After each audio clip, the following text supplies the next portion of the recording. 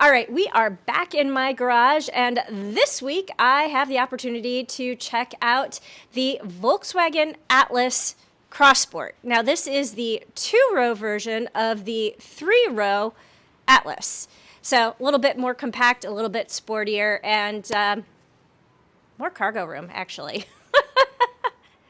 Now, I already have a big walk around of this vehicle on another channel. I was at the reveal for this vehicle at the 2023 Chicago Auto Show, so I will link to that up here. This video is not that.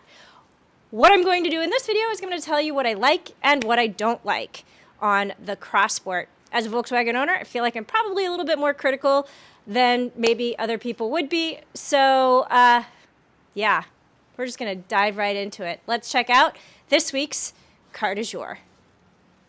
All right, so we're not going to mess around. We're just going to dive right into the things that I like, and yep, we're starting with the engine. Volkswagen has done a really good job with this 2.0-liter 4-cylinder turbocharged engine. It delivers 268 horsepower and 273 pound-feet of torque. This is a lot of pep for a vehicle of this size. It is fun, it is fast, and it is sporty. So if you're looking for something that will hold a family of 5 and still going to be fun to drive, I think this has to be on your must-test list because everything about this is really, really good.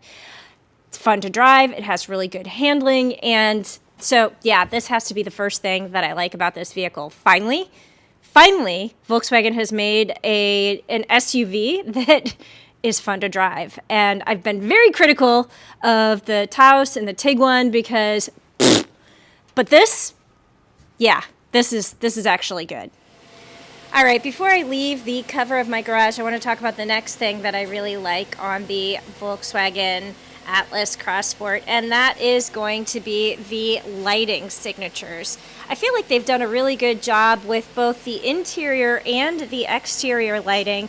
I love this lit badge on the back of the vehicle, and as we move around to the front, you can see there's some really good lighting signatures up here too, with the light bar that goes across the top, and then the lit badge right here on the front. At night, this just really pops, and you know immediately what is following you or in front of you on the highway. So I love the exterior lighting signatures. I love how very distinct they are.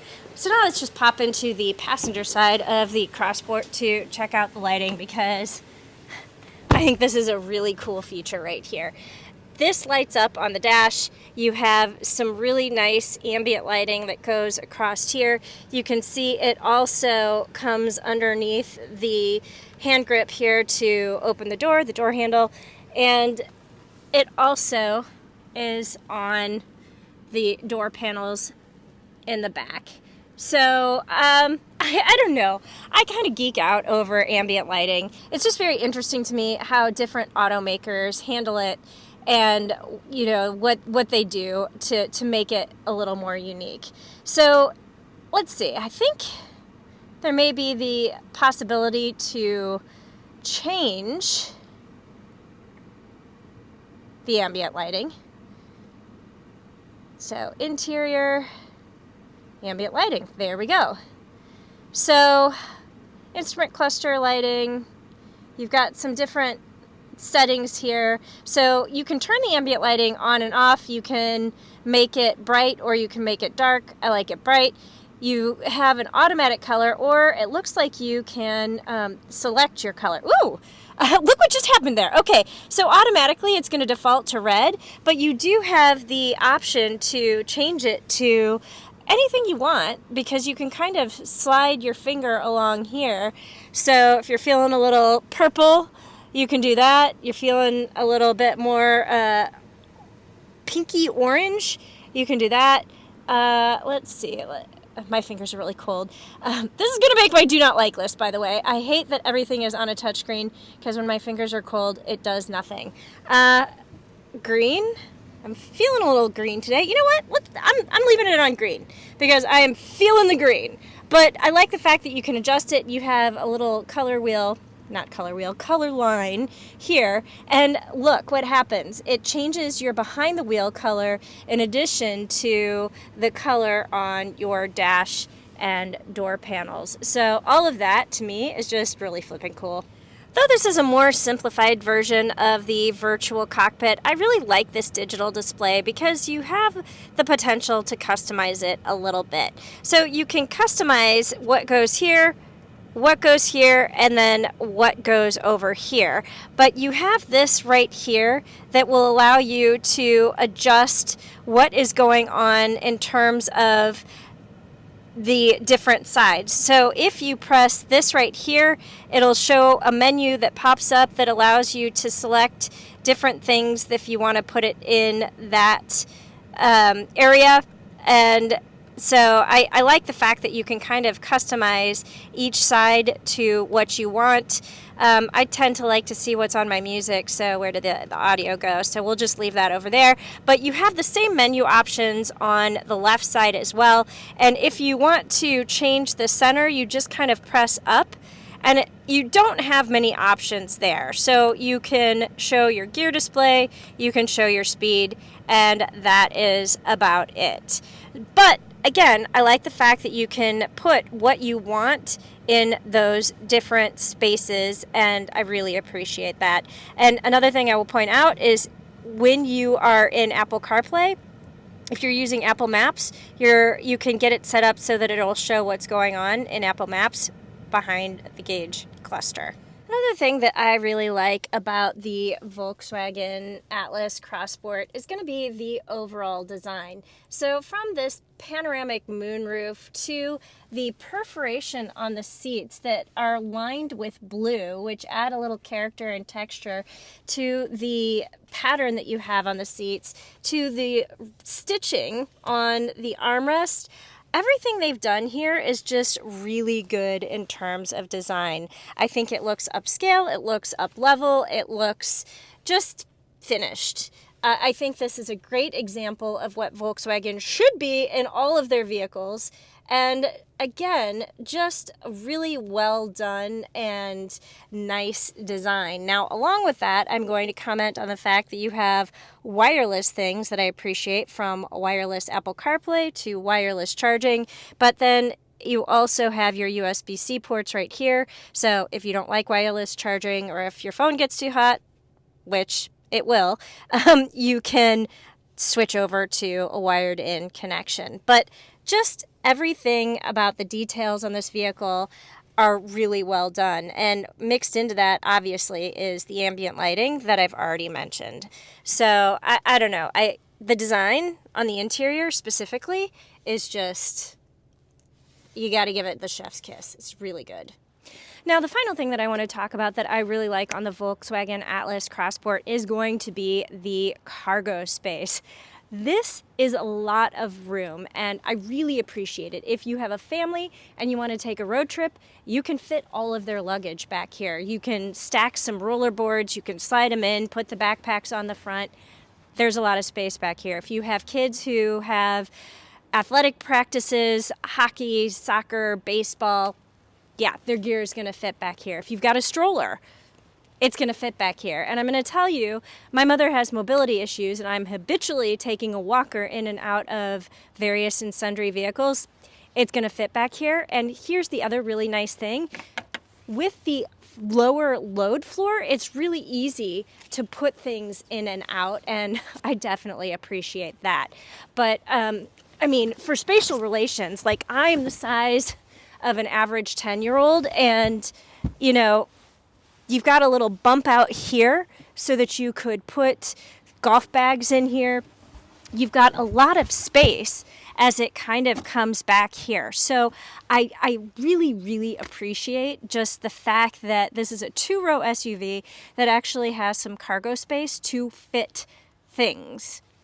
Thumbs up on that. Now, the last thing I want to talk about before I move into my do not like list is going to be the fact that this is also an adjustable liftgate. So I'm on the shorter side of things, and I typically tend to adjust things for me. So I would pull this down. As you can see, I'm not going to hit my head. And then you press this button right here. and you hear a boop, boop, boop, boop, and that means it's set. So when I hit the button and I shut it, it'll go down, but when I open it again, it goes to the height that I set it at. So I definitely appreciate that. It also works for taller people. You just push it up to where you want it, and then boop, boop, boop, and there you go. So let's move on to the do not like list.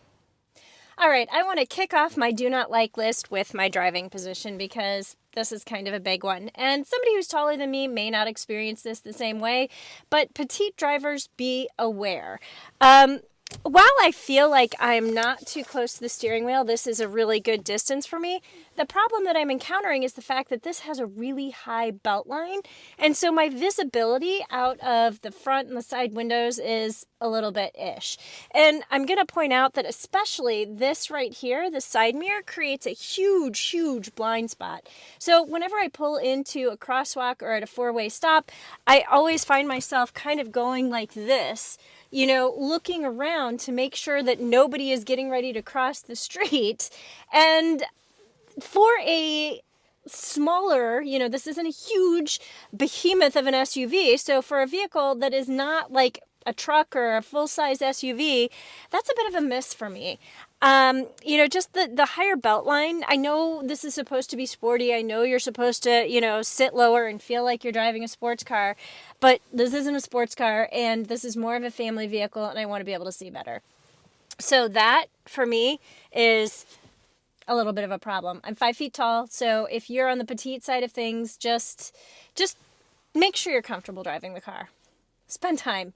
I always tell people that when you're buying a car, you should do a 24-hour test. Yeah, this is definitely one of those vehicles you're going to want to do the 24-hour test in, because the seats feel a little bit big for me, and the higher belt line, not so great for visibility. Now, another thing on my do not like list is going to be the fuel economy. So as you can see right here, since I've refueled, the gauge cluster is showing that I've been averaging 15.9 miles per gallon. Okay, I have been idling a little bit, I'll be honest with you, but even before I started idling, I was only averaging 16.1 miles per gallon. And according to the EPA, which you know how I feel about the EPA, if you don't, the brief end of that story is I don't agree with them because they test their vehicles in a vacuum. But EPA estimates you should get 20 miles per gallon in the city and 27 miles per gallon on the highway. Yeah, I have not been getting that, not at all. And I've done combined driving. I should be above 20 miles per gallon at the very least, and I'm not. So that is another huge ding on this vehicle. You're going to be fueling up a lot more than what you think you should be. While we are looking at the gauge cluster, you're going to notice this little icon right here. And what that means is this has the auto stop start technology. And if you have driven a new vehicle in the last 5 to 10 years, well, that's pretty much standard on every vehicle. But that's not necessarily my problem, though I don't like it. My problem is going to be with the fact that there is no easy way to turn it off. Usually when you want to turn this feature off, there is a button somewhere right here, and this right here turns your engine on and off. So this turns your vehicle on and off. This is not the auto stop start button. I've had people point out to me that, oh, it's right by your park. No, this is not it. This is not the button that turns off the auto stop start engine. And if you don't know what I'm talking about, the auto stop start engine is when you stop at a red light, you stop at a four-way stop, you stop at a stop sign, railroad crossing, whatever, your engine shuts off and then turns back on as soon as you put your foot on the gas pedal. I hate that feature, but most vehicles are including it because of fuel economy standards. So if you want to shut it off, again, this is not that button. You actually have to go into your vehicle settings. Then you have to go into the status right there. And then you have to hit stop start right there. And that is what turns that feature off. You can see the icon is no longer in the corner here. But yeah, so you have to do that every single time you turn on or off the vehicle. This is not a default setting. It's not a default setting. You have to tap, tap, tap to get to that button to turn it off. And I find that to be very annoying. Just can I please just have a button somewhere right here? Or, I mean, even right here. Can I have a button here? Just, how difficult is that? So while we are on this screen, yeah, in general, I'm not a huge fan of this infotainment system. So let me pop this out a little bit, because then you can see there are no real buttons or dials. Even these things right here are touch points, and they are not actual buttons. Now they're hot buttons, so they'll get you to like your climate controls and things like that a little bit faster, but they don't, they're not press, press, press. And they don't, I don't know. I guess I'm kind of fine with those, but I still want hard buttons for things like your climate controls. And instead, what you get is like more of a slider. So, I guess you could do a tap, tap, tap, tap, tap, tap, tap, tap, but it's just, I don't know. This is a little bit more difficult for me than what I want, especially when I'm driving and you can't, you're trying to keep your eyes on the road. And so then you have to figure out how to do all of this. And something I also noticed, and so this is going to be your volume control. And something I noticed is every time I turn off the vehicle, the volume turns back on. So I may have the volume way down, but I'll leave the car, I'll come back, and then the radio is on. And I don't like that either. And I'm just lumping that all into this infotainment system. And yeah, there must be some hands-free gestures going on as well that I haven't even discovered yet. So I don't know. I want a couple more buttons than what I have. And this is going to be your home button that's going to take you to your different menus. And I like the bigness of the icons. While you're driving, you will be able to press those things and that's a little bit easier. But I just, that's funny. Didn't even realize that was there. But I just, yeah, this and this, and then I was turning up the heat and I hit the volume. I don't know. Buttons and dials, people. Buttons and dials. Now, the final thing that I want to mention that I do not like on the Atlas Cross Sport is going to be this, the black lacquer. As you can see, it's already started to get scratched a little bit. It collects the dust really badly, and I mean, it looks nice when it's clean, and I can see why Volkswagen used it. It's inexpensive. It does look attractive when it's clean. It fits in with this stupid touch slider thing that they've got going on.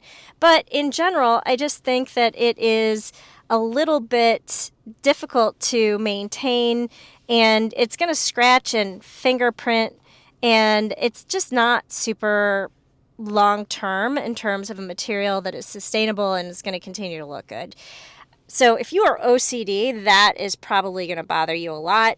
But that I know is pretty weak in terms of things that I don't like, but I figured I had to mention it because I know somebody out there is going to mention it, because I overall like the design of the Volkswagen Cross Sport interior, but yeah. I mean, why couldn't they put more of this on there? Like this right here would probably be a much better idea in terms of design. I would like that a lot better. Now, in any car, you have to take the good with the bad, and you have to balance it out and figure out if the good things outweigh the bad things, and if you can live with the things that annoy you. That's what it is. There's probably not going to be a car out there where you love every single thing on it, and if there is, comment below. I would love to know what that vehicle is, because I haven't found it yet. But I will say, on the list of likes and dislikes, I would say for the Volkswagen Atlas Cross Sport, my likes far outweigh the dislikes. While I didn't like the infotainment system, and I'm really annoyed by where the auto stop start button is located, I think it's stuff that I could live with. I think it's stuff I could live with. This is a fun to drive vehicle, and if you're looking for something that is sporty as well as functional, this is definitely one of the vehicles you have to look at. And I will say Mazda CX-5 and CX-50 are two other vehicles that you should look at if you are cross-shopping this vehicle, because they also have functional space and sporting driving dynamics. But yeah, overall, I really like the Volkswagen Atlas Cross Sport, but you got to weigh the pros and the cons, and only you can do that. So thanks for sticking with me through this look at the Volkswagen Atlas Cross Sport, and I'll see you next time with a new car du jour.